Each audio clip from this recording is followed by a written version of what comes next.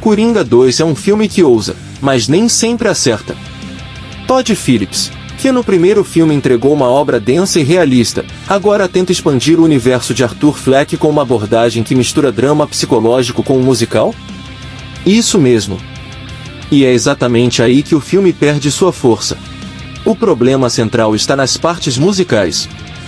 Elas parecem completamente fora de lugar, como se fossem de um filme completamente diferente. O que no primeiro Coringa era uma exploração crua da mente perturbada de Arthur, aqui é diluído por sequências que parecem querer embelezar sua loucura, mas acabam sendo desconcertantes, não no bom sentido. Em vez de aumentar a tensão, as músicas simplesmente tiram o peso da narrativa. Você se pega perguntando, isso realmente faz parte do filme ou é só uma desculpa para mostrar Lady Gaga cantando? Claro, Joaquin Phoenix ainda entrega uma performance incrível como Arthur Fleck, mas mesmo ele parece perdido em algumas cenas, onde a transição entre drama psicológico e números musicais não tem o impacto esperado. O choque de ver um musical emergir em meio a uma história tão sombria é mais confuso do que perturbador, e não no bom sentido. Lady Gaga, interpretando Harley Quinn, tem seus momentos, mas também sofre com o tom desequilibrado do filme. A dinâmica entre ela e o Coringa, que deveria ser o coração da trama, é diluída pelas sequências musicais que acabam tirando o foco do que realmente importa, o desenvolvimento psicológico dos dois personagens.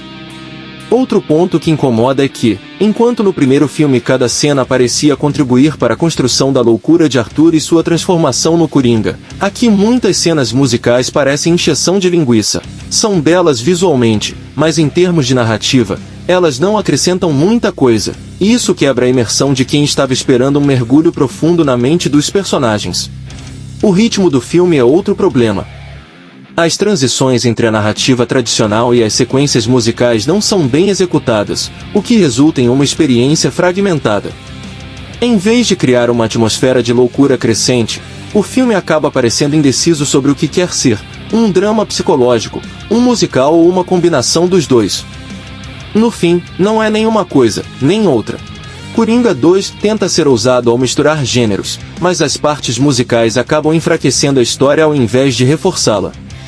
Para quem esperava a mesma intensidade visceral do primeiro filme, essa sequência pode ser uma grande decepção. As atuações de Phoenix e Gaga são boas, mas ofuscadas por escolhas artísticas que mais distraem do que acrescentam à narrativa. Se você não gosta de musicais, é provável que se sinta frustrado com o resultado final. E vocês já assistiram? Deixem aí nos comentários o que acharam do filme. E não se esqueçam de deixar aquele like e se inscrever no canal. Até o próximo vídeo.